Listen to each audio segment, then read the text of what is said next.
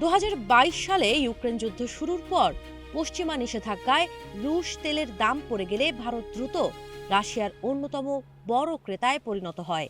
এর ফল ওয়াশিংটনের অসন্তোষ।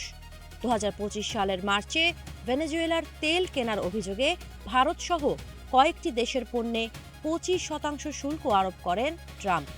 পরে রুশ তেল কেনার শাস্তি হিসেবে যুক্তরাষ্ট্র ভারতের পণ্যে মোট 50% শুল্ক চাপায়।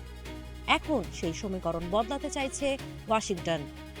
মার্কিন কূটনৈতিক সূত্র জানাচ্ছে, ভারত শিগগিরই রাশিয়া থেকে তেল আমদানি কমিয়ে আনতে পারে দৈনিক 10 লাখ ব্যারেলের নিচে।